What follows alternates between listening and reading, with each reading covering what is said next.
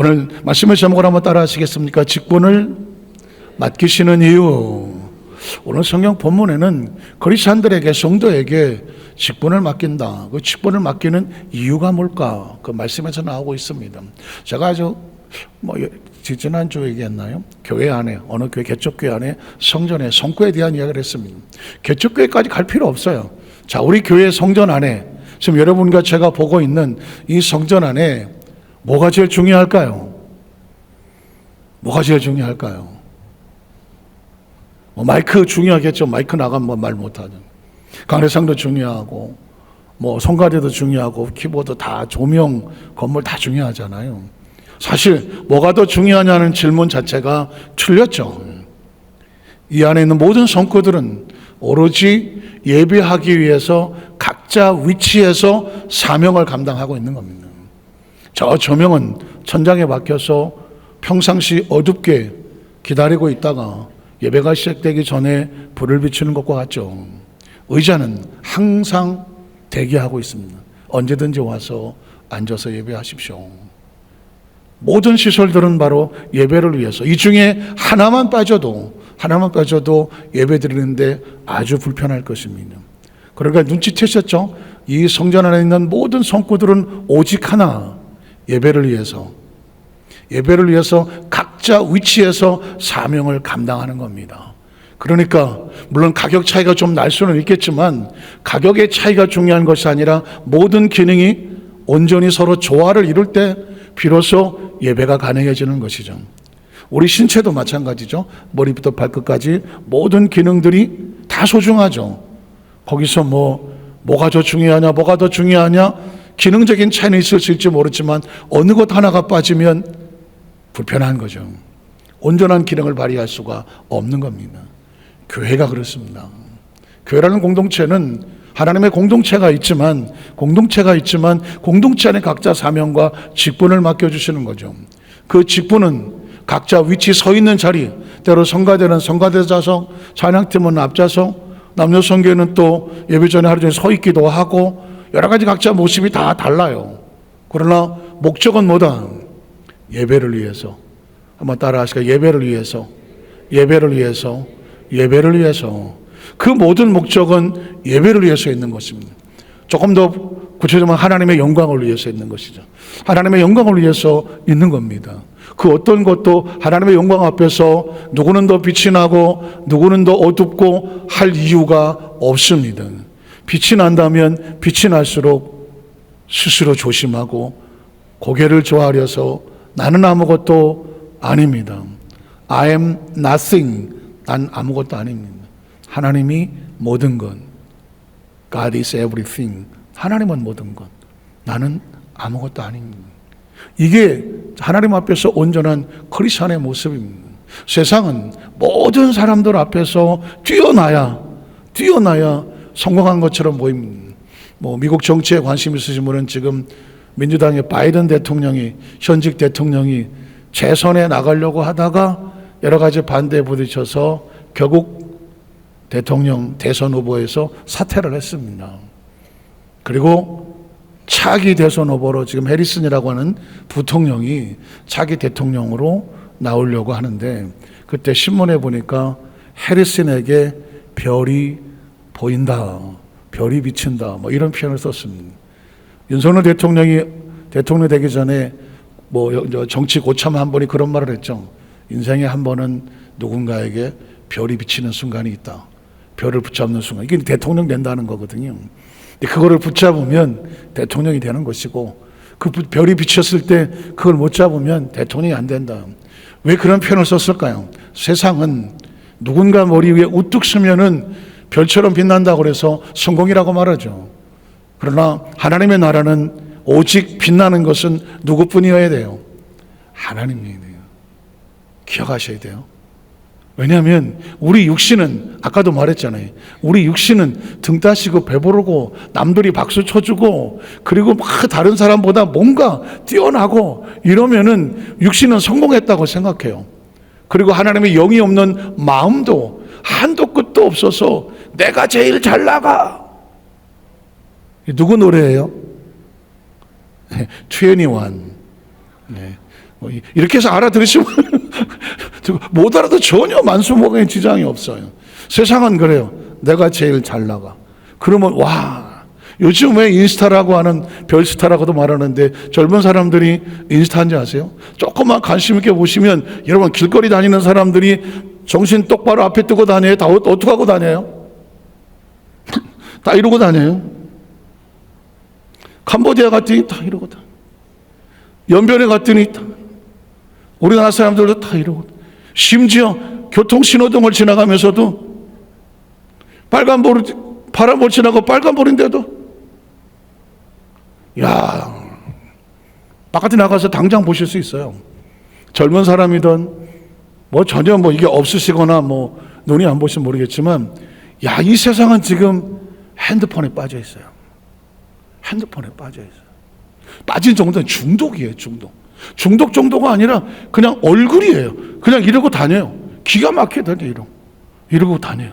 심지어 자전거 타고 가면서도 한 손 잡고 이러고 다니고, 오토바이 배달도 이거 보고 다녀요. 안 보고 다니는 사람이 거의 없어요. 제가 깜짝 놀랐다니까. 횡단보도 지금 파란불서부터 이러고 들어와갖고 중간에 빨간불이 커지는데도 그냥 이러고 있어요. 야, 이거 교통은 빵 눌러야 되나 말아야 되나 아무 관심이 없어요. 이렇게 하는 이유 중에 하나가 뭔지 아세요? 거의 인스타라고 하는 사람들이, 예를 들어서 식당에 가서 밥 나오면 뭐부터 꺼내요? 핸드폰부터 꺼내지 않으세요? 이거 찍어놔야지. 왜 이럴까요? 각도라는 게 있어요. 이렇게 45도. 얼굴 화면이 잘 나오는 각도가 있고요. 얼굴이 이렇게 보이는 각도가 있어요. 그리고 그걸 다 올려놔요. 근데 이게 워낙 문화가 돼버렸어요.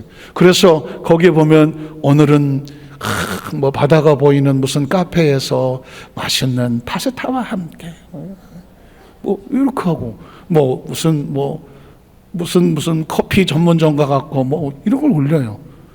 근데 여러 가지 이유가 있겠지만 그 중에 하나는 뭐냐면, 나 요즘 이렇게 잘 살고 있어, 이렇게 좋은 거 먹고 있어, 나 괜찮아, 이런 심리가 많이 깔려 있다고 하더라고요.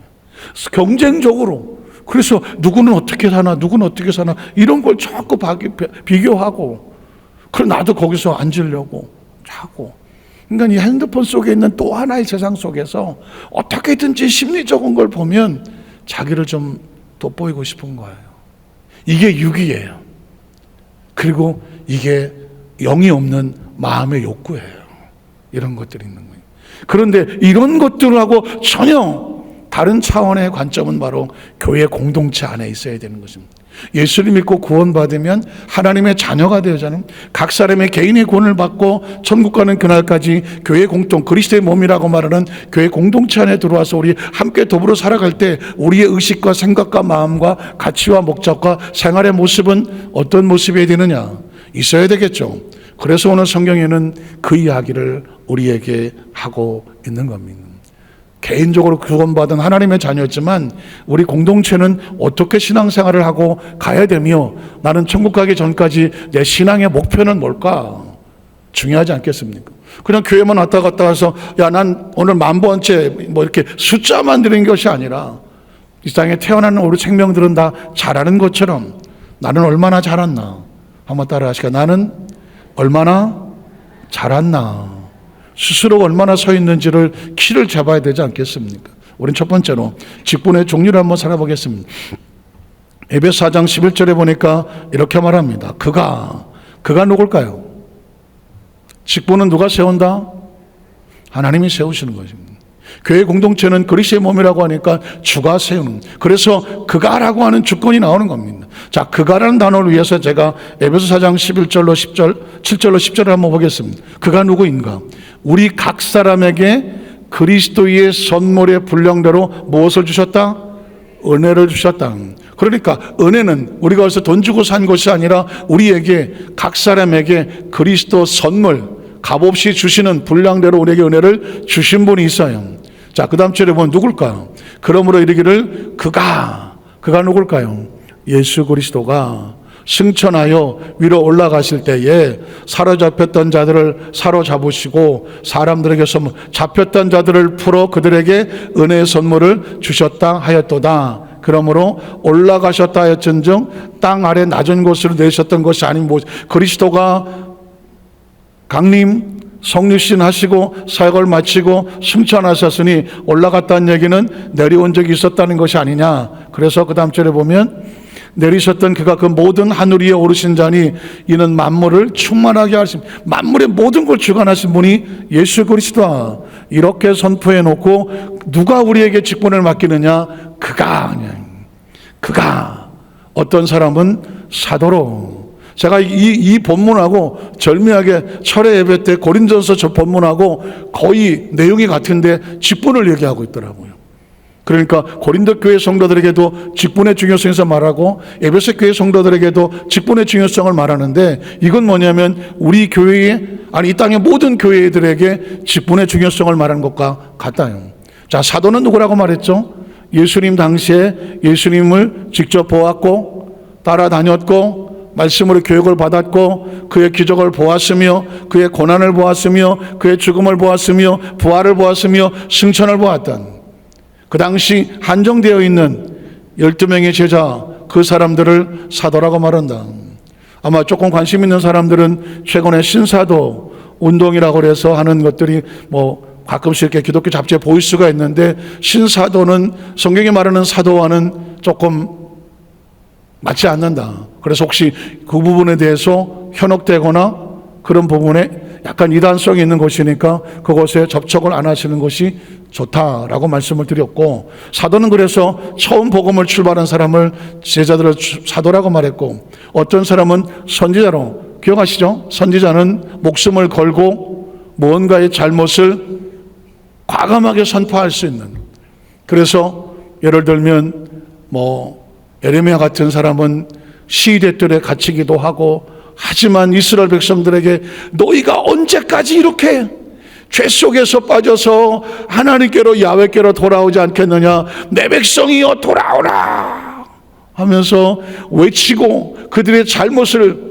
해치며 너희 가정이 왜 그렇게 됐느냐 너희 사업이 왜 이렇게 됐느냐 너희 직장이 왜 이렇게 됐느냐 너희 자식들이 왜 이렇게 됐느냐 네가 왜 그렇게 처박혀 있느냐 하나님의 사람들아 하나님께로 돌아오라 안식일을 왜 잊어버렸느냐 왜 하나님의 감사의 제물을 다 잊어버렸느냐 너희가 왜 11조 예물을 다 도둑질하느냐 그런 소리가 나오는 건 너희가 왜 직분을 맞춰놓고 게으르고 세상에 빠져 있느냐 누군가는 이런 이야기를 해줘야 되잖아요.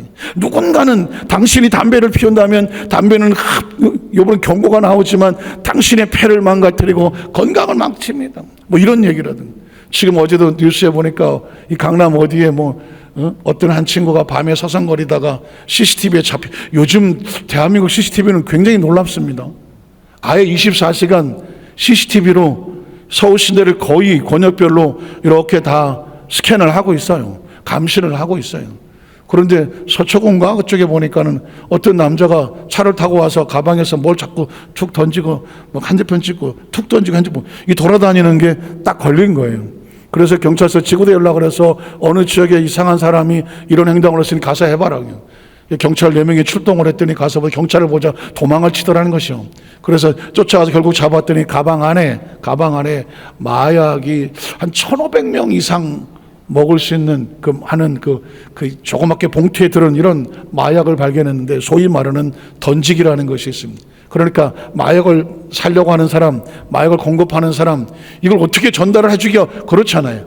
그러니까 어떻게 하냐면은 중간책이 하나 있어요. 아르바이트생을 구해서 이 사람에게 조그맣게 비닐봉투나 싸서 여기다가 주고 받아서 원하는 사람, 마약을 산 사람의 근처에다가 어디 쓰레기통 옆에 또 가로등 옆에 또 아니면 자동차 밑에 던져놓고 가면 그 사람에게 전화를 이렇게 사진을 보내주면 가서 가져가는 요즘 아주 지능적으로 안 걸리려고 하는데 그것도 잡았더라고요.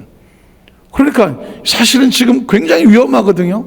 마약은요. 한번 딱 들어와서 머릿속에 쾌감이라는 게 한번 딱 걸쳐지면 그 다음엔 어쩔 수 없어요. 마약을 사기 위해서 자신의 모든 걸 다 쏟아갖고 결국은 노예가 되는 거거든요. 그게 지금 삶의 그런 모습이 그러면 누군가는 마약을 한 사람들에게 아이고 그래 그냥 먹다 보면 어느 날 질릴 날도 오겠지 그냥 먹어라 이럴 수는 없잖아요. 그게 만약 내 자식이고 내가 아는 사람이라고 하면 너 이거 마약에 손대는 순간 네 인생은 끝나라고 누군가는 사생결단하고 얘기를 해줘야 되지 않습니까? 그 시대 속에서 크리스찬들도 마찬가지고 성도도 마찬가지입니다. 하나님의 사람들이 다 열심히 스스로 자발적으로 하나님을 섬기진 않잖아요. 정말 그런 사람들이 있는가 하면 적당히 내가 뭐 가끔은 이쪽도 갈 수 있고 가끔은 저쪽도 있고 내 인생 내가 마음대로 하면서 중간에 서 있는 사람도 있고 어떤 사람은 저 끝에서 그냥 들락날락 하고 있는 사람도 있고 아니면 저쪽 끝에서 그냥 늘 원망불평하고 있는 사람들도 있고 신앙생활은 각자 제 모양이에요. 그러나 그래서 하나님께서 이스라엘 백성들을 포로로 막 70년씩 처박아두면서 너희가 이래도 안 돌아오겠느냐? 하나님은 내로 돌아오라.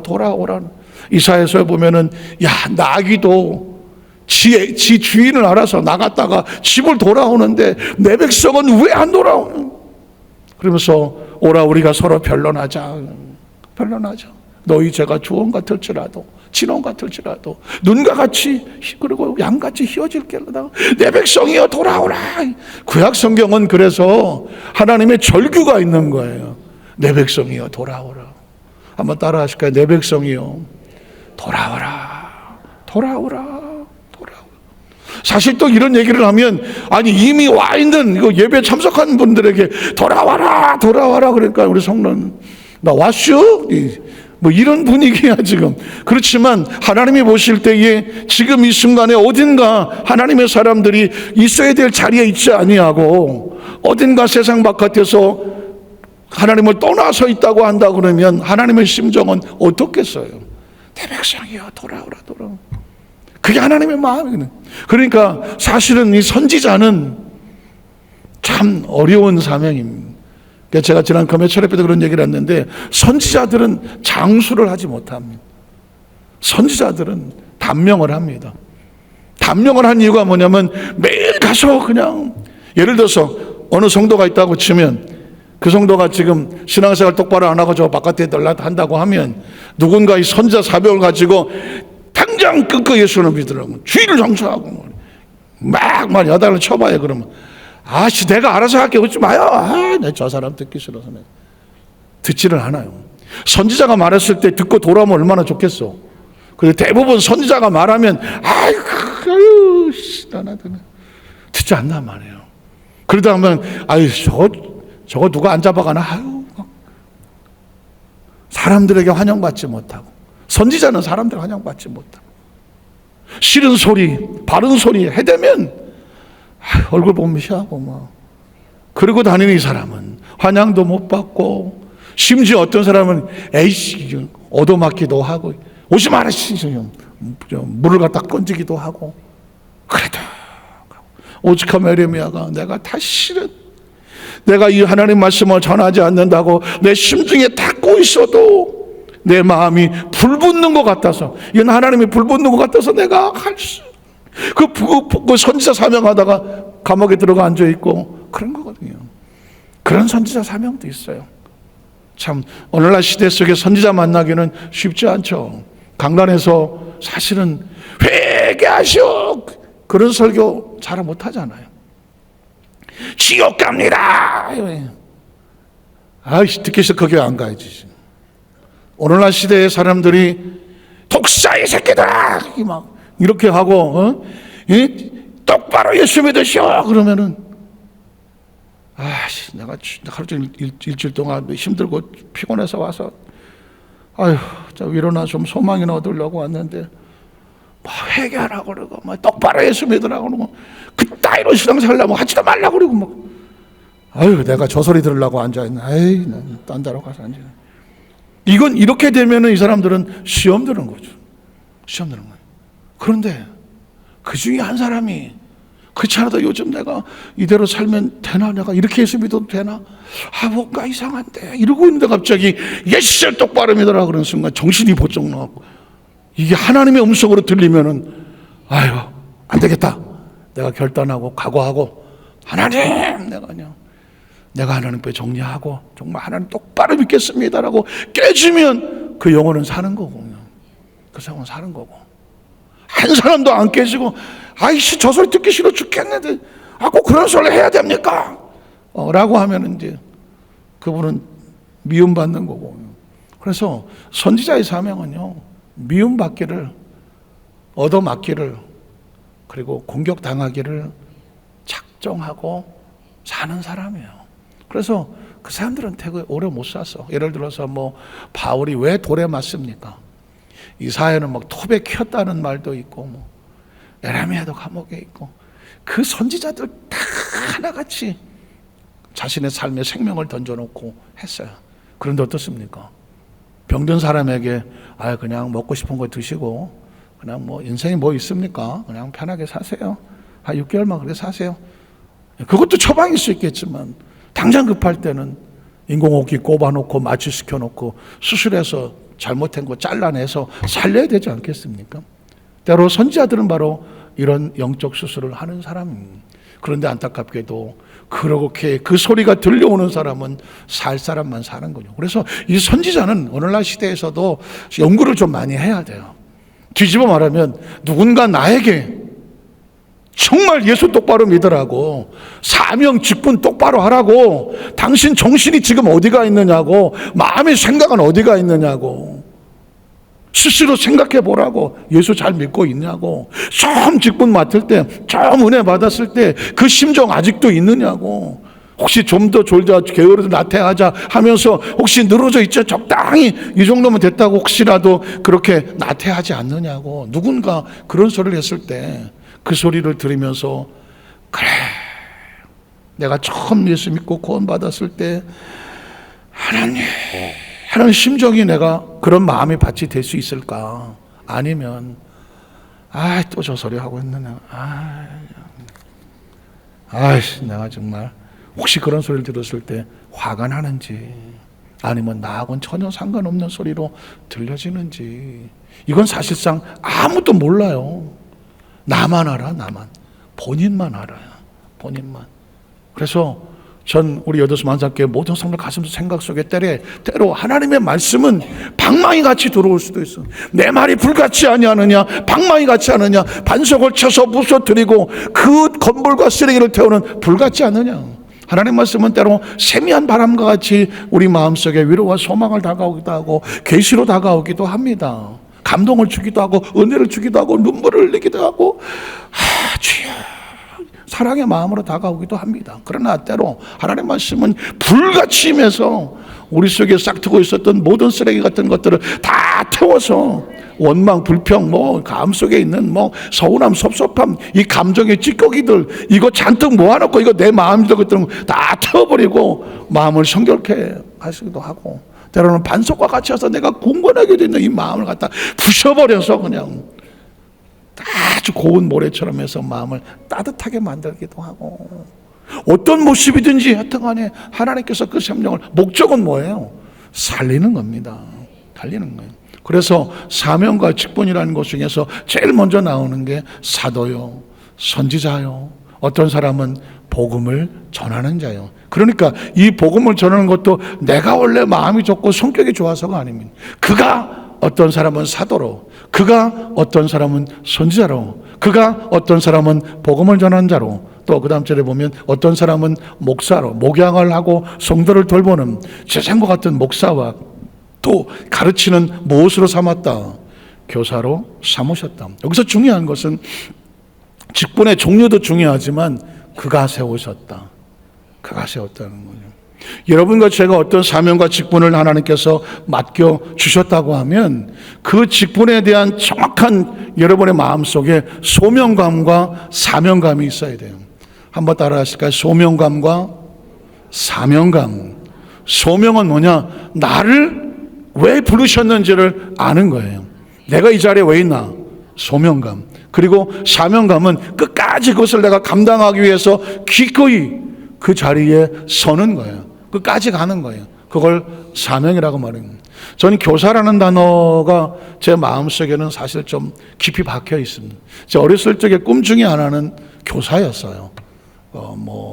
국민학교 교사를 하든, 아니면 중학교 교사를, 고등학교 교사를 하든, 아니면 대학 교수가 되든, 제 마음속에 있었던 것 중에 하나는 기본적으로 가지고 있는 것은 군인이 되고 싶었고, 군인이 아니면 난 교사. 이게 제 어렸을 때 꿈이었었어요. 왜냐하면 제가 자랄 때에 저에게 감동을 주셨던 것은 교사였어요. 국민학교 선생님 중에서 한 분은 저에게 교사가 이런 거구나. 제 마음속에 구체적인 얘기는 제껴놓고라고요. 자라는 과정 속에서 또 이렇게 바람직하지 못한 교사들이 있었어요. 그래서 교사가 저런 모습은 아이들에게 상처를 주겠구나. 그런 마음도 있었고. 그리고 뭔가 배운 것을 후배들에게 가르치고 그들의 인생의 한 진로의 한 부분을 열어주는 역할을 한다? 교사는 전 개인적으로 굉장한 매력이 있었어요. 그래서 제가 교학교 교사를 중등부 교사 한 5년 정도 했던 기억이 나는데, 교학교 교사를 하다가 보면 두 종류의 교사가 있어요. 한 종류의 교사는 예를 들어서 중학교 3학년을 맡았다? 그럼 3학년짜리가 고1로 올라갈 때 선생님 따라 올라가요. 고1 같이 올라가, 고1로. 고1이 고2 된다? 고2 같이 따라 올라가. 고3이 된다? 같이 따라 올라가. 그러니까 그 시기에 맡았던 아이들과 같이 따라 올라가는 교사 선생님이 있더라고요.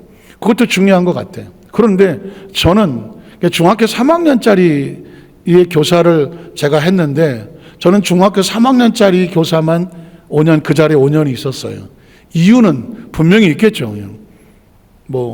중학교 3학년짜리 아이들이 인생의 삶 가운데 요즘은 모르겠지만 제2의 탄생과 같이 사춘기를 지나가요.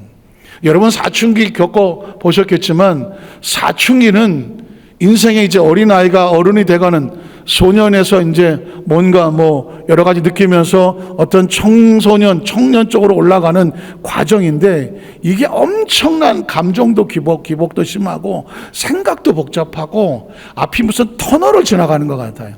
터널을.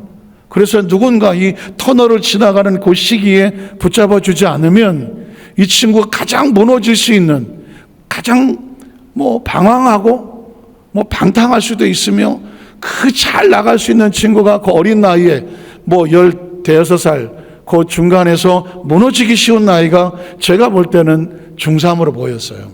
또 실제로 어떤 아이들이 중3에서 어마어마하게 방황을 하고 그 아이들을 잘 붙잡아 주었더니 그 중3의 시기를 지나서 고등학교 올라가서 좀 성숙한 모습으로 만날 때, 선생님 감사합니다. 그때 많이 힘들고 어려웠는데 기도해 주시고 상담해 주셔서 저희가 고비를 잘 지나간 것 같아요 라고 말할 때 굉장한 보람이 있었어요. 그래서 저는 중3만 5년을 그 자리에서 선생을 했는데, 그때 제 사명은 뭐였느냐, 이 아이들에게 마치 이 아이들은 지나가, 또 중3이 지나고 또 중3이 지나가지만 나는 때로 가로등같이 이정표와 같이 너희가 지나갈 앞길이 지금 중3의 시기가 그렇지, 너희가 요 시기를 잘 지나가면 너희 앞에 고1, 고2, 고3 또 다른 시기가 있어. 이거를 그냥 묵묵히 서서 밝히는 가로등이나 이정표와 같이, 그게 제 교사 시절의 사명이었던 것 같아요. 제가 이 이야기를 하는 이유는 딴 게 아닙니다. 여러분이 다 교사일 수는 없잖아요. 각자 맡은 위치에서 장로님은 장로님, 권사님은 권사님, 안수집사님 안수사님, 지역장 구역장 안에 각 또 성가대여 남녀선교회 각 부서에 세워진 자리에서 하나님은 나를 무엇을 하라고 세우셨나? 소명이 정확해야 돼요. 내가 그 자리에 있어야 되는 이유, 소명. 그리고 그 소명을 감당하기 위해서 많은 시련이 있어요. 많은 장애물이 있어요. 많은 부딪힘이 있어요. 많은 오해도 있고요. 많은 힘 빠지는 일도 있고요. 또 내가 감당해야 될 무거운 짐도 있어요. 그거를 끝까지 붙잡고 가는 걸 사명이라고 말했거든요. 그거 하라고 그가 나를 목사로 세우고 교사로 세우셨다 라고 하면, 저와 여러분이 있는 거는 내가 오다 가다 걸려 있는 것이 아니라 누가 나를 세우셨다? 그가 나를 세우셨습니다. 확실합니까? 지금 이 자리에 여러분이 예배를 지키는 것도 그가 나를 예배자로 세우셨다. 믿으십니까? 성경은 그래서 11절은 그렇게 말했고, 자, 두 번째는 직분자로 세우시는 이유, 제가 그냥 조금 읽어가면서 설명하고 말씀을 마치겠습니다. 자, 그러면 그렇게 직분을 왜 세우셨을까? 12절에 보면 이는이 뭐예요? 세운 이유는, 자, 성도를 온전하게 한다. 온전한다는 얘기는 성숙하고 성장하고 또 성화되어져 가는 겁니다.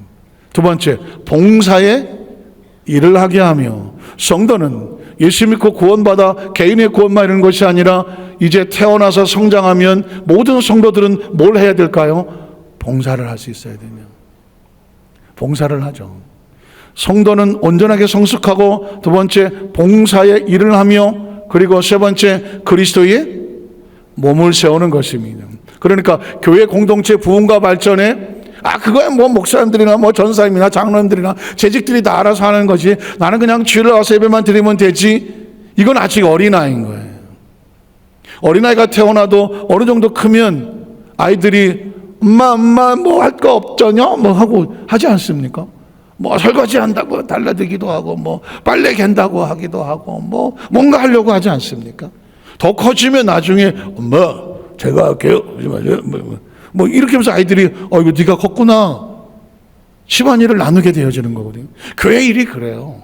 처음에 예수 믿고 구원받아서 처음에는 어린아이처럼 교회만 열심히 다니다가 어느 순간에 오면 하나님께서 봉사자로 세우시고, 그러면서 나중에 내가 믿음에 점점 성장하게 되어지면서 내가 이만큼 성장했구나. 그러면서 아까 말씀한 것처럼 교회 직분자가 되어져서 전체 모든, 내가 의자가 되기도 하고 기둥이 되기도 하고 또 뭐 피아노가 되기도 하고 각자 기능이 되어지면서 뭐 하게 됩니까? 교회 공동체가 잘 세워질 수 있도록 나도 한 역할을 하는 거예요. 그거 하라고 하나님께서 우리를 세우셨다. 이유는 하나님의 성도를 온전하게 하고 봉사 일을 하게 하고 그리스도의 몸을 세운다. 그리스도는 세 가지를 반드시 기억하셔야 돼요. 한번 따라하실까요? 성도는 온전하게 성장하고 성숙하고 성화되어야 된다. 그 기도가 필요해요. 하나님 나를 잘하게 해주세요. 그죠? 평생 안 잘할 수 없잖아요. 두 번째 뭐예요? 봉사일을 한다. 한번 따라하세요. 봉사일을 한다. 봉사일을 한다. 성도의 두 번째 의미는 봉사를 하셔야 돼요. 뭐 누가 알아서 다 하겠지가 아니에요. 성도라면 봉사일을 하는 거예요. 그게 목적이에요. 그리고 교회 공동체에 뭘 해야 돼요? 몸을 세우는 데 있어서 여러분이 가지고 있는 달란트가, 그것이 뭐 지혜가 됐던, 또 뭐 시를 쓰던, 그림을 그리던, 아니면 뭐 다른 어떤 달란트가 있든 그걸 통해서 하나님의 나라가 점점 든든하게 세워져 나가는 데 있어서 여러분이 한 역할을 감당해 주셔야 돼요. 그 세 가지가 뭐가 하느냐? 성도가 이 땅에 구원받은 목적이에요. 그리고 그 사명을 잘 감당하다가 어디서 만납니까? 하나님의 나라 속에서 다 같이 만나게 되어준 줄로 믿습니다. 말씀을 정리합니다. 내가 여의도 소망안산교회의 한 성도가 되면서 내가 우리 교회를 위해서 내가 최선을 다한 진짜 성도입니다. 이 마음에 있어요. 제가 어느 교회 목사님 얘기를 들으면서 참 웃었는데, 그 교회가 처음 개척이 되어지고 성장하는 가운데 어느 권사님 한 분이 개척 면배에서 큰 교회에 어떤 헌신을 굉장히 많이 하셨대. 교회를 굉장히 헌신을 많이 했어요. 그런데 어떤 이제 그 권사님하고 다른 권사님하고 뭐 좀 서로 이렇게 관계가 불편해갖고 상담을 왔는데, 담임 목사 어느 편도 들을 수도 없어갖고, 이 두 분이 막 개하고 고양이처럼 막 싸우니까 어떻게 할 수 없어갖고 목사님 그랬대. 권사님 그냥 두 분 다 우리 교회 나가셔. 그냥 두 분 때문에 아주 다 힘들어하니까 그냥 두 분 다 우리 교회 나가시라고 그랬대. 그랬더니 한 권사님이, 목사님 나 못 나가. 왜 못 나가냐 그랬더니, 목사님 내가 이 교회 개척해서 이 동안 내가 헌금한 게 얼마고 봉사한 게 얼마인데 나 못 나가. 왜 그러나 그랬더니 그만큼 교회를 사랑하는 거였어. 그러면서 눈물을 흘리더랍니다. 목사님, 그 권사님 두 분이 우리가 더러 열심히, 그냥 안 하려는 게 아니라 열심히 내가 서로 잘해보려고 그러다가 자꾸 부딪혀갖고 힘들어지긴 했지만 이제 뭔지 알았다고. 내가 교회를 이렇게 사랑하고 하는지 알았다고. 우리 둘의 열심만이 이 교회가 세워지는 게 아니라 우리가 더불어 공동체 가서 더불어 다 같이 목사님과 목사님, 장로님, 강사님, 권사님들 이렇게 다 같이 한 몸에서 하나가 되어서 교회를 세워나가야 이게 화합인데, 이제 앞으로 절대 안 싸울 테니까 나가라 말하지 말라고. 근데 저 굉장히 중요한 깨달았어요. 교회에 헌신한 것만큼 교회를 사랑해요. 그냥 뭐 주일을 왔다 갔다 해서 아유, 우리 교회는 안 오시는 게 좋겠어요. 그럼, 알겠어요. 난 옆에 교회 갈게요. 이건 교회의 일꾼은 아닌 거예요. 그냥 교회 다니는 거예요. 그러나 진짜 일꾼들은 이제 우리 교회 그만 오세요. 그러다 난 못 나가요. 내가 평생을 내가 이 교회에다 맡기고 내가 정말 이 교회에서 헌신한 게 얼마인데 정말 이 사랑하는 사람들은 거의 애정이 있는 것만큼 참아주기도 하고 화합하기도 하고 열심을 내기도 하고 하면서 그 사랑으로 교회의 몸이 점점 커가는 거더라고요. 간절히 바라기는 여러분이 여의도 완전 교회를 사랑하십니까? 여러분의 눈물이 있습니까? 여러분의 기도가 있습니까? 여러분의 물질이 있습니까? 여러분의 시간이 있습니까? 여러분의 마음에 이곳에 쏟아놓은 그 기도의 양이 무궁무궁하지 않아요. 그런 어떻게 이 교회를 사랑하면서 사랑한다면 이 교회가 온전하게 잘 세워지고 더불어 손잡고 성장하고 성숙해 가는데 우리 모두가 각자 귀한 사명을 잘 감당하시는 일꾼들 되시기를 주님의 이름으로 축복합니다. 기도하겠습니다. 하나님 아버지 감사합니다.